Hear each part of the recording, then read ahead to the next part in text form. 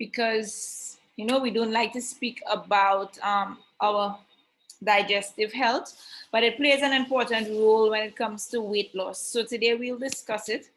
Thank you for joining in. I know on Sundays it's family time, but you took the time off to be with us, so I appreciate that. Okay, so Destyne fits for our newcomers. The meaning behind Destyne fit is we are destined to be healthy and fit, and our clients learn to change their lifestyle for a fit and a healthier version of themselves. So we help them through their journey to optimum fitness, and we do this through our fitness challenges that we usually have. And our coaches, we teach clients one-on-one how to upgrade their lifestyle for a fit and a healthier body and mind. So our aim this afternoon is to gain knowledge of the gut microbiome and its link to weight gain. We will be defining the microbiome. We'll be able to state the effects of gut health on the brain, on the heart, and body weight, and we'll be able to list the steps to weight loss. So a lot of us may or may not have heard the term microbiome before. However, if you have heard it and you're not familiar, we need to remember that the human microbiome is a collection of all the microorganisms living in association with the human body, all right? So these communities, they consist of a variety of microorganisms, including bacteria and viruses. Bacteria in an average human body, it numbers 10 times more than human cells, for a total of about 1,000 more genes than are present in actually the human genome. So because of their small size, microorganisms make up only about 1 to 3% of our body mass. And for someone who is about 200 pounds, that means 2 to 6 pounds of bacteria live in your body. So these microbes are generally not harmful to us. In fact, they are essential for maintaining our health. So for example, they produce some vitamins that we do not have the genes to make, all right? So they break down our food to extract the nutrients we need to basically survive. And it teaches our immune systems how to recognize dangerous invaders and even produce helpful anti-inflammatory compounds that fight off other disease-causing microbes. So an ever-growing number of studies have demonstrated that changes in the composition of our microbiome, they correlate with numerous diseases, raising the possibility that possibly they manipulate these communities and it can be used to treat diseases. So we do need the bacteria and viruses in our body, right? So your body is actually full of trillions of bacteria, viruses, and fungi. So they are collectively known as the microbiome. So when you hear the term microbiome, just think about bacteria and viruses that are found within your body. So while some bacteria are associated with diseases, others are extremely important for your immune system, for your heart, for your weight, and many other aspects of your health. So we see in your nose, you have bacteria, which helps mucus productions and antimicrobial chemicals. In your mouth, you have bacteria to help digest, to assist in digestion. They also ward off pathogens. In your lungs, you have bacteria which actually lubricate the pulmonary tissues. In your stomach, you have bacteria which prevents gastric complications. We also have bacteria to help digest complex carbohydrates, right? And it's very interesting that in our sexual organs, we have bacteria which helps maintain our pH and to help kill microbes, right? So, what are some of the risk factors that where we can actually get these microbiome from? Is genetics, it's environment, in our diet, in our lifestyle, in our hormones, and industry, right? So in fact, there are more bacterial cells in your body than human cells, which is very, very interesting.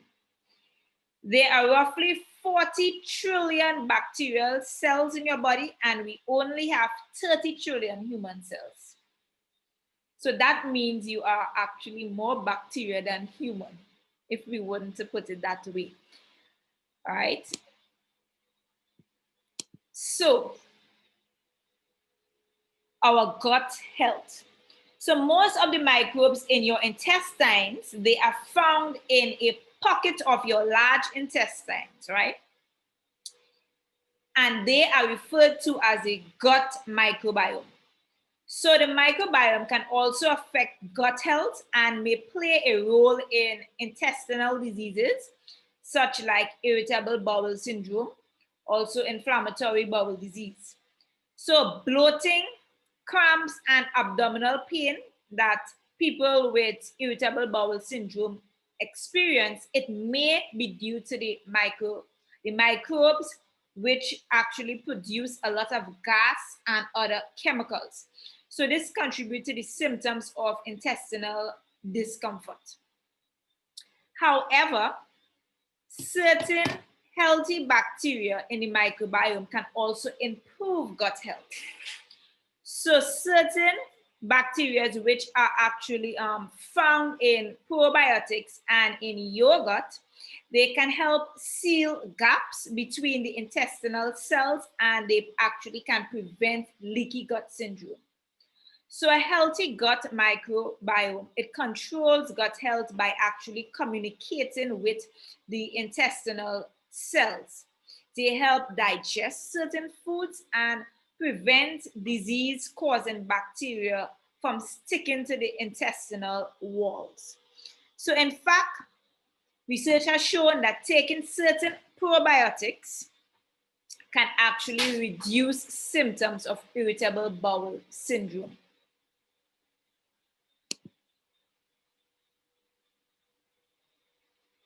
Humans have evolved to live with microbes for millions of years. And during this time, microbes have learned to play a very important role in the human body. So in fact, without the gut microbiome, it would be very difficult for us to survive. So the gut microbiome, it begins to affect your body the moment you are born. You are first exposed to these microbes when you pass through your mother's birth canal. New evidence, however, they suggest that babies may come in contact with some microbes while inside of the womb.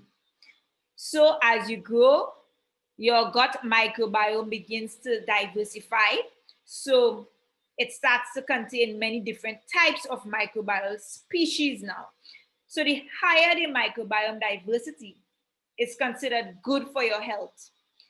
Interestingly, though, the food you eat affects the diversity of your gut bacteria.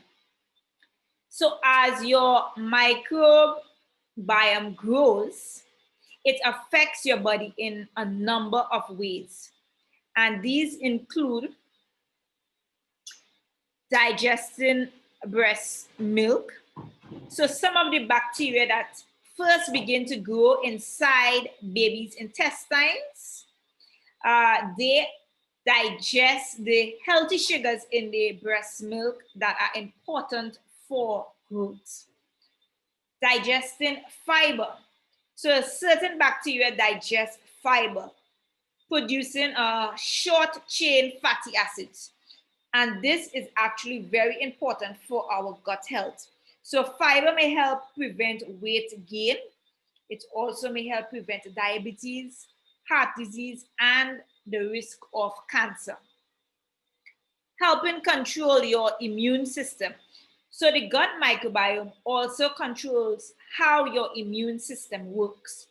So it does this by communicating with immune cells, and the gut microbiome can control how your body responds to infection.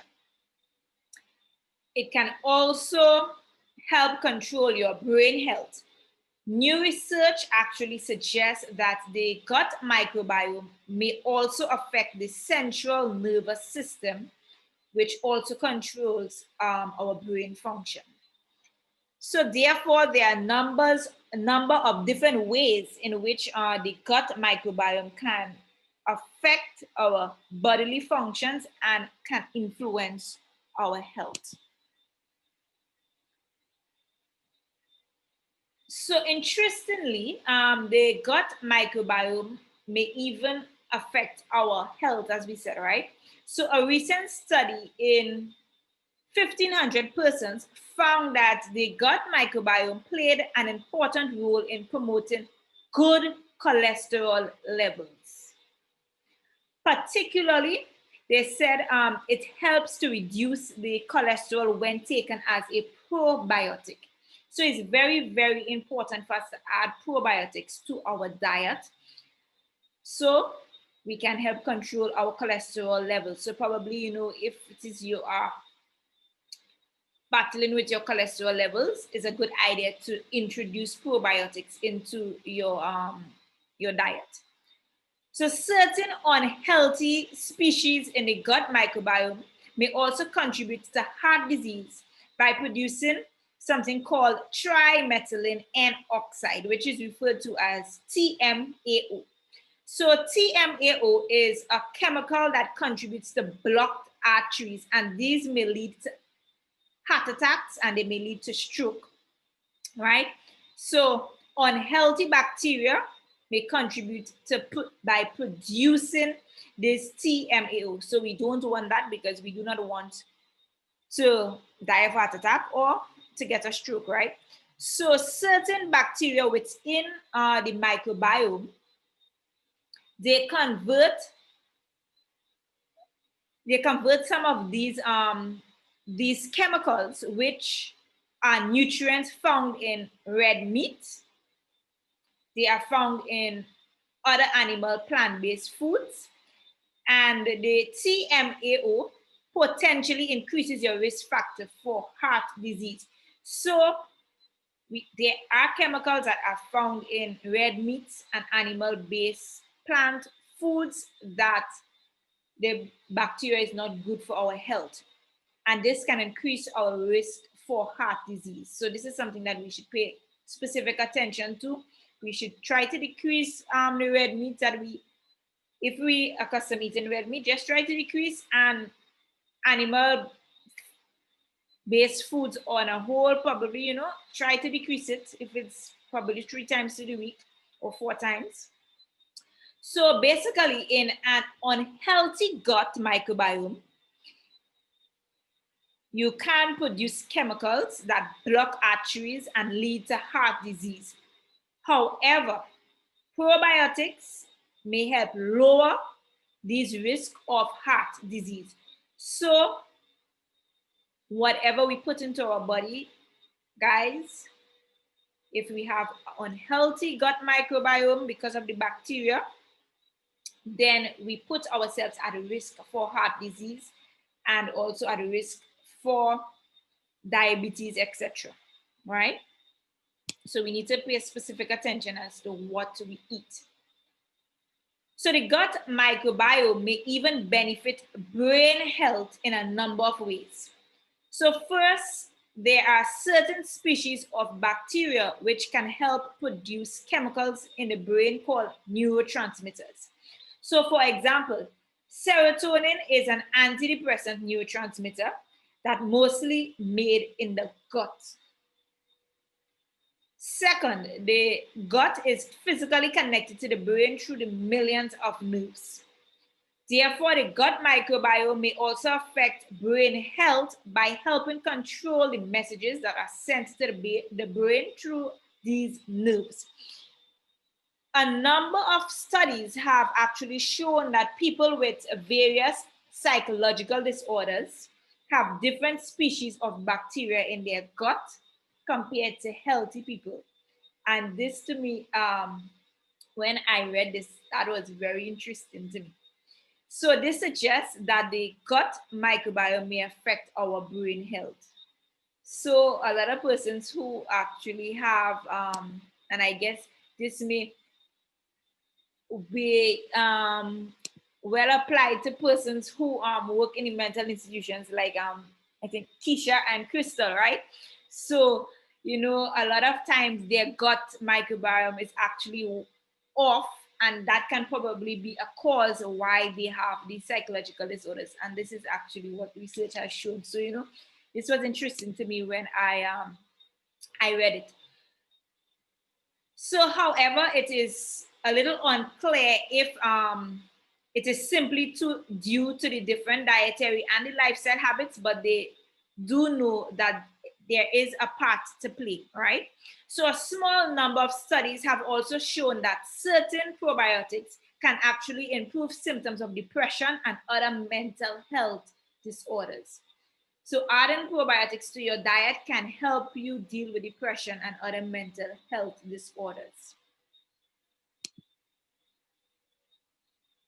So the gut microbiome also helps control blood sugar levels, and we know this can affect the risk of having type 1 and type 2 diabetes.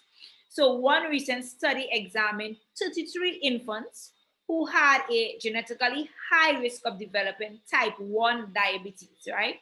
And it found that the diversity of the microbiome dropped suddenly before the onset of type 1 diabetes. So it also found that the levels of a number of unhealthy bacterial species increased just before the onset of type 1 diabetes. And another study also found that even when people ate the exact same foods, their blood sugar could vary greatly. And this is due to the type of bacteria in their guts. So we see there is a big difference with the foods we eat, how it contributes to the type of bacteria that we have in our gut. So it may put us at risk of diabetes, so we need to be mindful of what we eat. So there are thousands of different types of bacteria in your intestines, most of which benefit your health. However, having too many unhealthy microbes can actually lead to diseases. An imbalance of healthy and unhealthy microbiome may contribute to weight gain. So several well-known studies have shown that the gut microbiome differed completely between identical twins. So one of the twin was actually obese and one was healthy. And this demonstrated that differences in the microbiome were not genetic.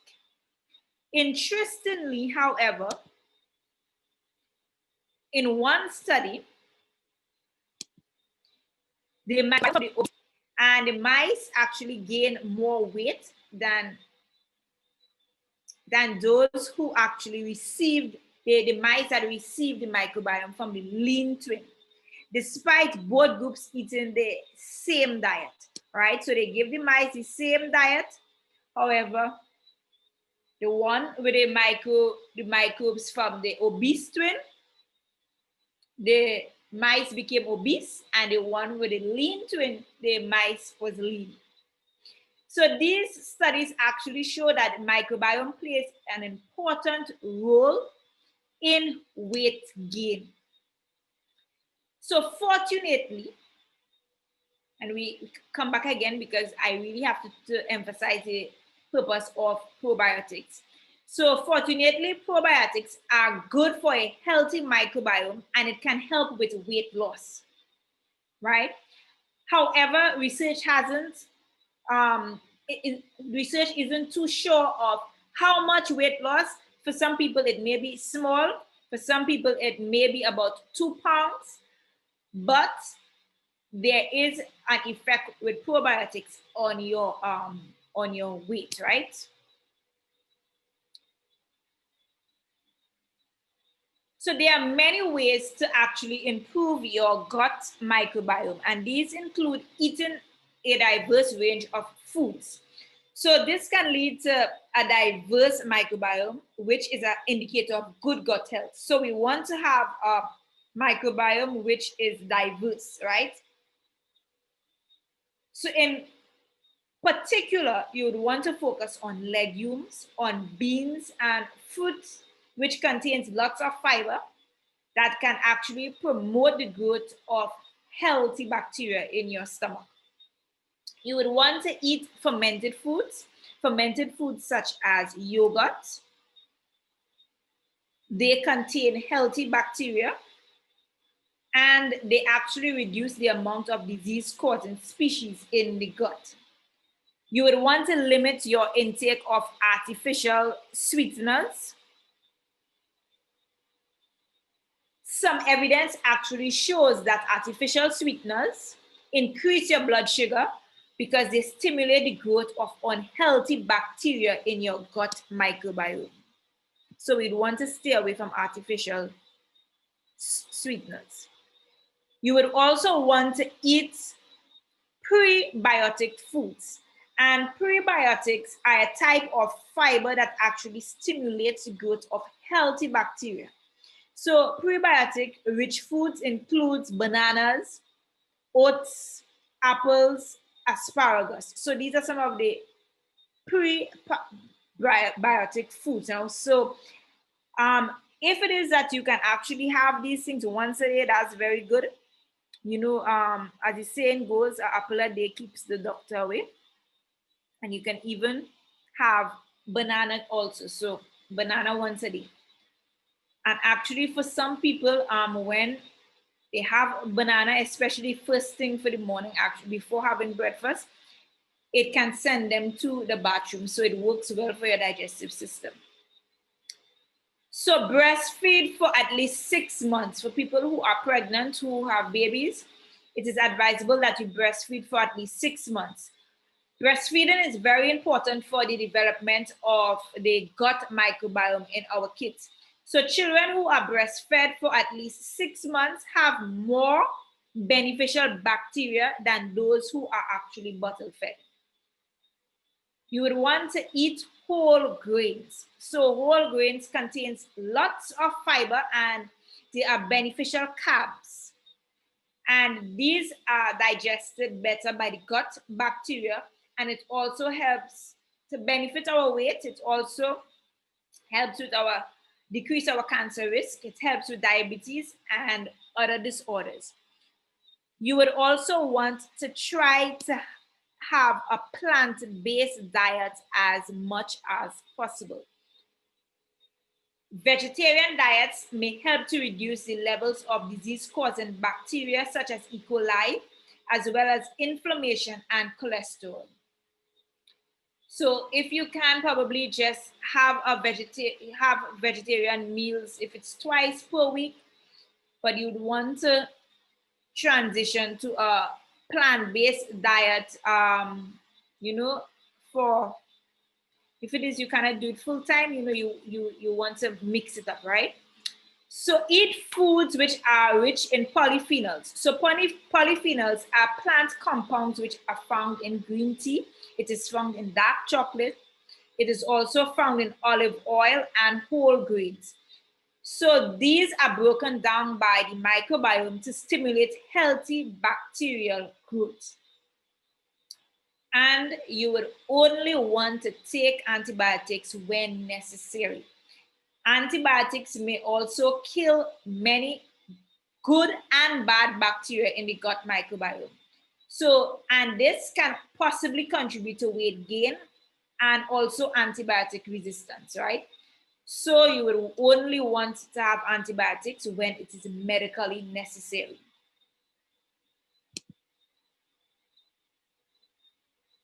So how can we help you as in Destyne Fit help you with your gut microbiome, right? So for those of you who are new, Destyne Fit is actually fueled by Herbalife nutrition, right? So how we do cleanse our microbiome, we do it through a lifestyle change, and basically we add nutritional supplements to our diet. And I will talk a bit about the supplements that we actually use for which contributes to good health, good microbiome, good bacteria. So there is something called the 21-day balancing program. And there is 2 sets of tablets in there. You have a AM Renew formula, and this is formulated with milk thistle, and it is used for liver support. And milk thistle is actually known to draw out the toxins from your body, and it helps facilitate digestion, right? Also, PM Reset formula. So this is formulated with Dal de Leon, which is for healthy fluid balance. And a lot of times we want to soothe our digestive ailments and relieve constipation, and that helps. So this is the 21-day balancing program. Then, of course, we have the probiotics. So, as we said before, good gut health and restoring the microbiome is extremely important when it comes to not only digestive health, but reproductive issues as well.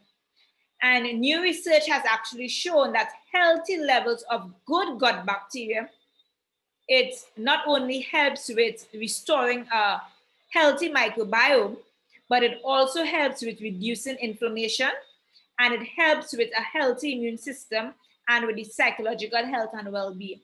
So in a study, it showed that women who were actually overweight or obese, there was a reduce in body fat when they added probiotics to their diet, right? So probiotic supplements have had an overall additional benefit in reducing abdominal fat, and this is where we as women, we want to focus on. I know a lot of times that's where we have our fat stored. So it can also help with your cholesterol levels, as I told you before. It helps with your testosterone levels and your menstrual regularity, in addition to your digestive health, all right?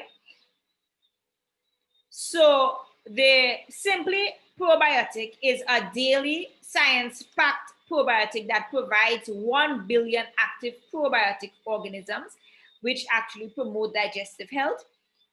And it is formulated with a powerful probiotic that aids in carbohydrate and protein digestion. So this probiotic is actually tough enough to survive the gastric juices in where it actually comes, right? So you want to feel your best every day. You would feel your best when you have proper digestion. It helps nutrient absorption. It helps maintain abdominal discomfort. It helps regulate bowel movement. It helps balance our friendly gut bacteria, and it helps boost your immune system. So another product that a supplement that we actually use for our digestive health is active fiber complex. So humans cannot digest fiber, but certain gut bacteria can, and that's why we need to have a healthy gut. So by digesting fiber, these good gut bacteria actually produces a number of chemicals that benefit gut health and possibly promote weight loss. A lot of times people who are struggling with weight loss, they have issues when it comes to digestion. And a lot of times this is because the amount of fiber in your diet, and it can be also because of the unhealthy gut microbiome, that the fiber is not being digested properly, right? So a number of studies have shown that people with high fiber intake have a lower weight. which may be due to the role that the gut bacteria play in digesting fiber. So a recent study also found that the ratio of two types of bacteria in your intestines may actually determine how much weight you lose when given a particular diet. So we need to have fiber in our diet. So this active fiber complex promotes regularity and healthy bowel movement. It helps support the growth of friendly intestinal bacteria, and it helps balance soluble and insoluble fiber. So for people who are not getting sufficient fiber in your meals, the active fiber is actually good a good addition to your diet. And that active fiber, you just put one scoop in a glass of cold water, and you drink it because there are apple flavors and even mango, a tropical flavor. So herbal aloe concentrate, and this along with the tea that I will do next is a lot of our clients' favorite product because it helps so much with the digestive system. And most people choose that, right? So the aloe concentrate comes in four different flavors. Well, of course, we have the one that has original, no flavor at all, but there's mango, cranberry, and mandarin. And this aloe concentrate helps support healthy digestion. It soothes the stomach. It is anti-inflammatory and it relieves occasional indigestion. And certain clients actually told me that who suffers with acid reflux, when they have this aloe just in water or they have it with their tea, that's the end of the acid reflux. So a lot of times, they drink it just before they go to bed in some water because it helps a lot with their digestive health. And the advantage of this aloe is that when it's added to the tea, because it's flavored, it actually works as a sweetener for the tea. And the tea is what we will be discussing next. So in the tea, there are different flavors. There's the original, there's raspberry, lemon, peach, cinnamon, chai. And this helps detoxify your body. It improves your pH balance. It provides antioxidants, and it's actually great for your digestive health.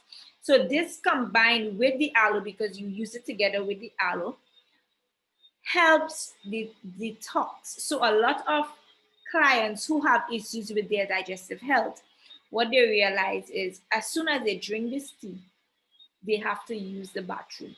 And this is not a diarrhea, but it's just a smooth flow, right? So a lot of clients, they love this product. And we have a client that will actually, I have a recording of her. She would actually talk a bit about digestive health and her experience. And she would be referring to the tea and aloe because she loves the tea and aloe when it comes to the detox, right? And so this is her. Her name is Talia for those who don't know her. And she started her transformation journey in January. But she went on the 21-day challenge. It was July. So from January, she was 141 pounds. And in August, she was 130. However, to date, she is 125. And this is a photo of her as of September. So she would give us her experience on the digestive health.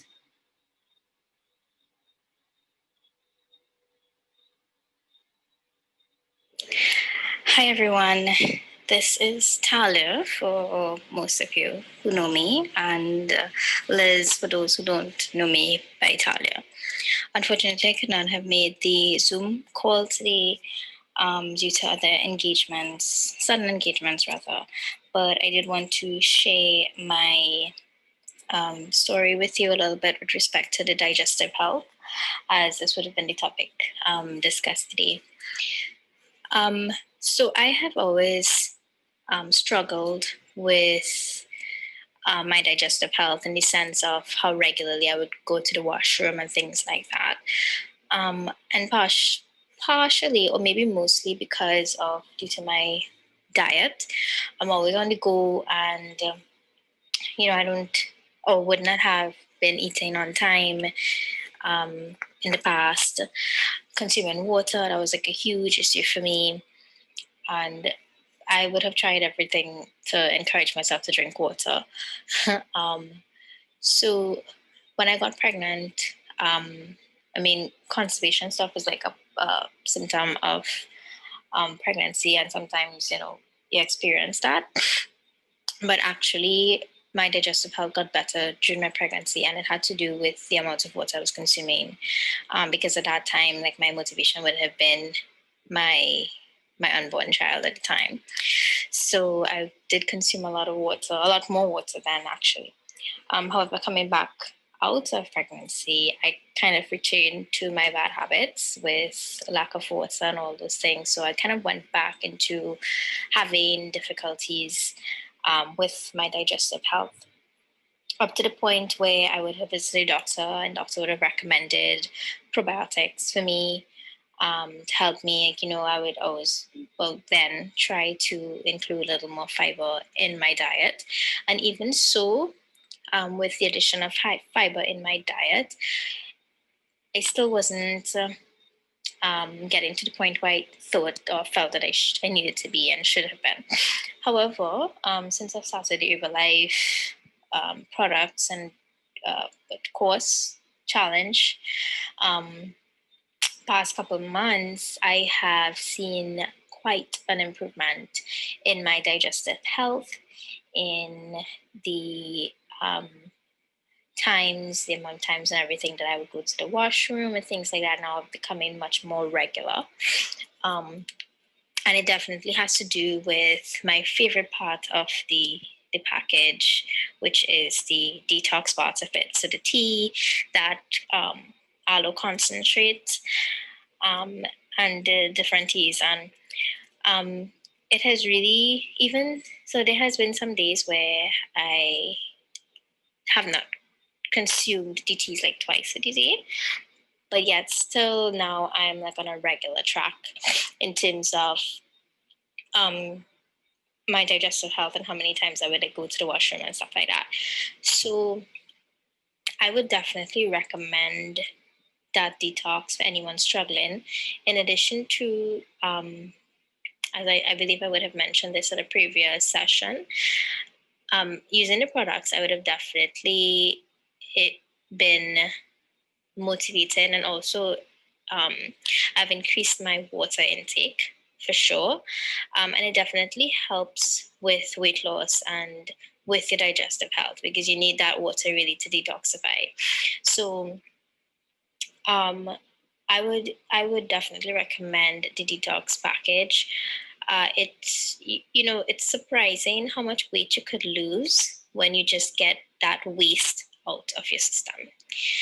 And sometimes, just as in my case, increasing fiber in my diet did not really help me. And even the probiotics was not like a huge assistance, like from the very beginning. However, I can say like the very first day I took the detox tea, I drank the lemon tea with the concentrate, the aloe concentrate, and I can tell you, very first tea, minutes after I drank it, I need to go to the washroom. And it's amazing because I think that would have sped up my weight loss. And it's only then only then you'd really realize how much waste you actually have inside you to get rid of. And once you get that waste out, it's like your belly goes in, you're less bloated, so I would definitely recommend that detox package. It's really something to invest in. It definitely helps with your digestive health, as I would have mentioned, and it's amazing. It really is. So I would definitely recommend it. So thanks for listening, and hope to see you all at the next one. Okay, so that was Talia. And we do have a 21-day digestive health challenge. So if you are struggling with digestive issues, taking the proactive steps regarding your health can actually improve your gut microbiome, and it can kickstart your weight loss journey, as Talia said.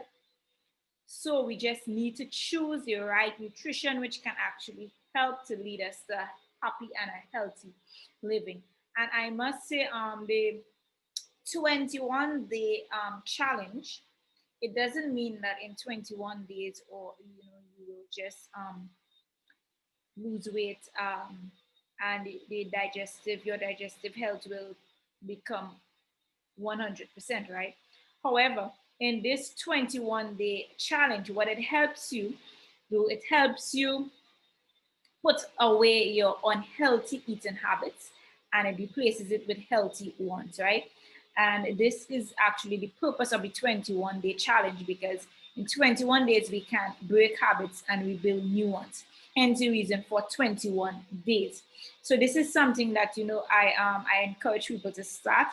This is how I actually got started on my health journey, by doing a 21-day challenge. In that 21-day challenge, you'll get added to a support group. So, you have that motivation on a daily basis. Somebody is always there to remind you, and you get motivated when you hear people share their stories. You also get a meal plan in the 21-day challenge. A lot of times we don't know exactly what we should consume. So in this meal plan, it tells you exactly your options for your lunch. It tells you your options for your snacks that you can have, and it gives you a grocery list. So you can follow this when you go to the supermarket, and you get one-on-one coaching. So this is what actually worked for me, and it is working for a lot of our clients in the 21-day challenge. People they started and they didn't stop. That was it. And it's because, as I said, the purpose is about having a healthy lifestyle, right? So this if you want to be a part of our 21-day challenge for November, there is a link that I would insert now into the comment section in your and you can just fill out a link, and I will get your information, and I can help you get started with your digestive health. You just let me know, or if it's strictly weight loss, just let me know so I can advise you on what to actually use for your goal, to achieve your goal. So with this in mind, you can unmute your mics. If you have any questions or comments, feel free at this point in time to ask me.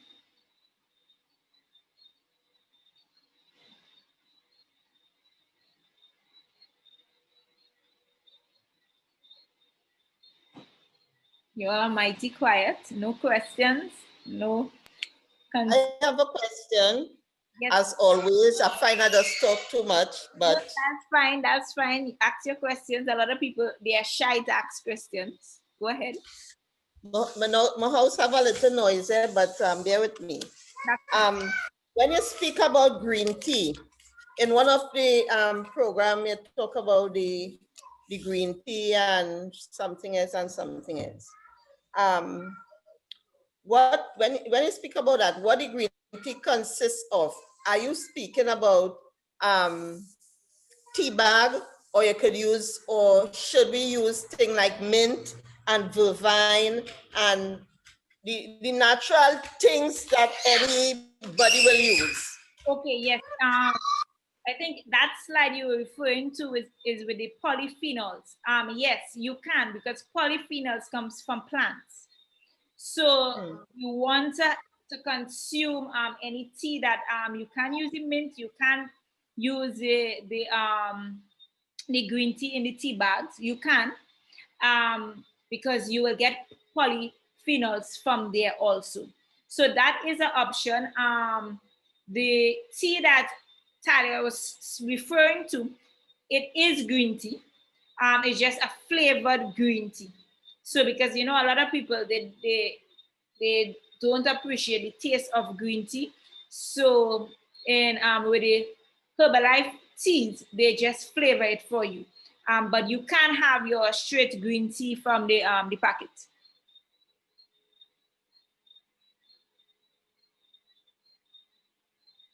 So it's probably a good practice to, if you do buy green tea, to have it on a daily basis.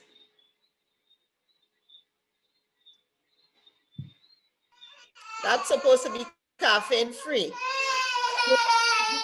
No, the green tea actually have a bit of caffeine in it, It actually do. In the in the in the tea that Tyler was referring to, there is caffeine in it. It's actually 85 milligram of caffeine. And the caffeine is actually what helps boost your metabolism for people who want weight loss. That's what boosts your metabolism in it. For people who are pregnant, the recommended dosage you can have is under 200 milligram of caffeine. So a green tea bag will do you no harm.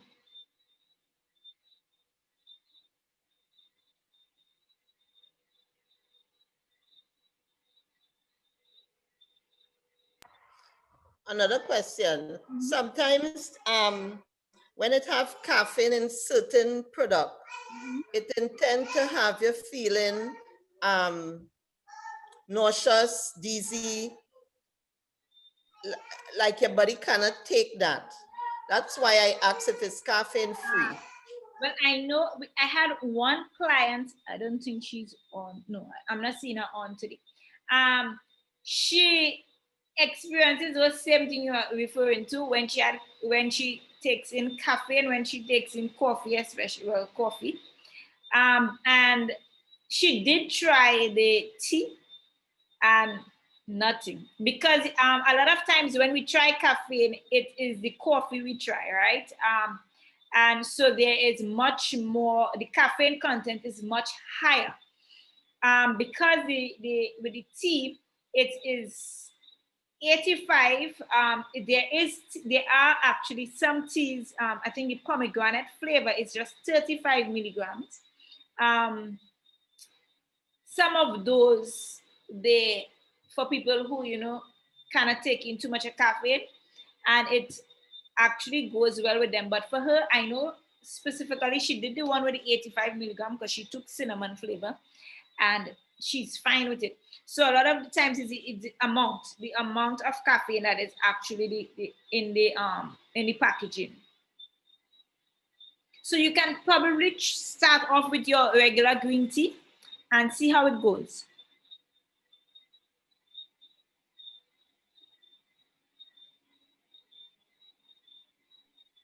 Okay, I have another question because I am the talker today. No, that's all right. You speak about the bacterial cells and things. I can't remember everything, but I know it's bacterial cells. Right. Are these cells well, I know it have good cells and that which and bad cells, but are these cells good cells that will not kill the bad cells, or are these bad cells which will kill the good cells? I can't remember what you speak about, but so the microbes you're speaking about. So the microbes, right. in our gut microbiome, we have microbes, right? So there are good microbes and there are bad microbes. However, you would want to have a perfect balance, right? So hence the reason you need to eat healthy foods, because you need to have good bacteria in your stomach. because remember we said they are needed to help fight off certain diseases, etc. They are needed for neurotransmitters. They are needed for digestion of fiber, etc. So the important thing is to have a balance, right? And we can only get a balance when we feed our bodies with the right foods. So let's try not to focus on the bad ones, because we need the bad ones also. It's just a matter of focusing on how we feed our microbiome. So how we feed our body, the type of food we give our body, that is actually how we will determine if we have healthy bacteria in our stomach, right? And I think, and that was one of the reasons why a lot of attention was placed on the probiotics, because a lot of times we need to get these good bacteria from other source, right? And it's wise probably, if for your healthy snack, if you do a yogurt a day, also an apple, all of these things. So these will help give you good bacteria, right? And it's, I mean, these probiotics, they work wonders for different diseases. They may not work initially. You will not probably, if you're looking at results in a week time, in 2 weeks time, but over a time frame, you do see results because of the good bacteria in your digestive system. So we just need to focus on eating healthy foods and adding stuff that can actually work, to our diet. So let's pay a lot of attention to foods that has good bacteria in them when we go to the supermarket. Even sourdough bread. These are some of the things that could actually. These are some of these breads. They do have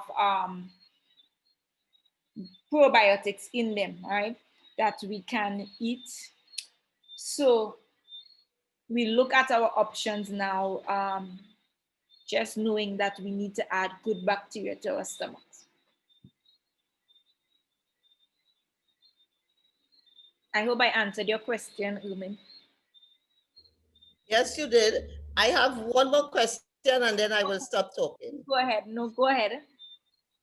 I know you did not speak on that topic, what I'm going to ask about, but what's about people who, in order for somebody to lose, I don't know if I stated my question right, but I will still ask. In, somebody to lose weight and they find that it is hard for them. I'm speaking about somebody who has like a hysterectomy. Sometimes they try everything to lose weight, they do the right thing, but usually that part of the area where they really want to lose the weight, where it's the stomach, it is hard for them to go. I don't know if it's because of when they do the operation, the amount of different layer of cells that they cut, it is hard for them to lose that at a punch right there. What shall somebody do like that? Or if you don't have the answer now, have a topic on it one of these days. Okay, so I can answer you a bit now. So basically, because of the hysterectomy, it will be a little more difficult for you to lose weight, especially in your stomach area, right? Because remember, some of these persons, they need hormone replacement therapy, right? And believe it or not, that is I'm not sure if you listened to the presentation we had on polycystic ovary syndrome. Um, there is a link in regard to that, because with polycystic ovary syndrome, the reason that people weight loss is difficult is because of the hormones, right? And also the fat, the insulin, and your fatty cells, right? So coming back to the hysterectomy, it has to do a lot with the hormones. So what we suggest in cases like this, would be on a plan like the plan for polycystic ovary syndrome. And in cases like this, we advise on the removal of carbohydrates from your diet to get weight loss, right? That is a very, very big part in helping weight loss. So they would receive a low carbohydrate diet as opposed, or meal plan, as opposed to the regular persons who do the 21-day challenge. So we more focus on the carbohydrates. Yeah, the removal of carbohydrates. So if this person has a hysterectomy, what they can probably try doing now to reduce the weight is actually going on a low carbohydrate diet.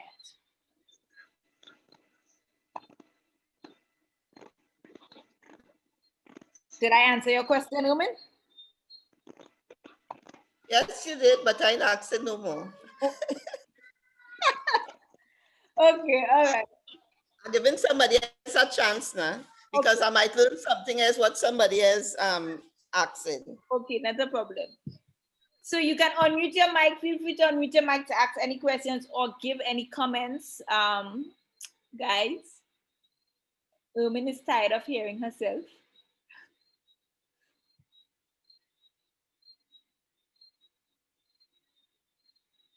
Any more questions?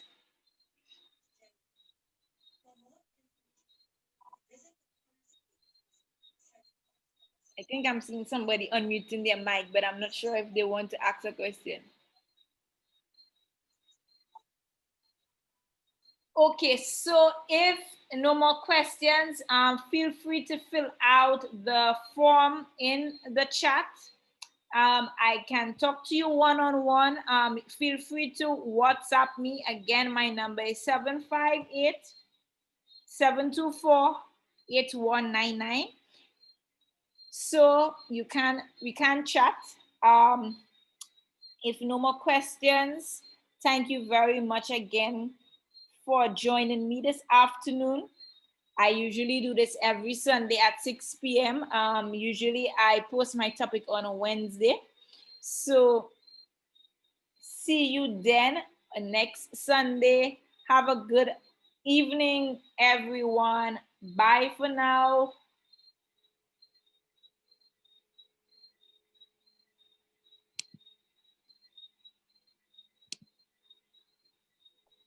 Bye. Bye, Shireen. Bye.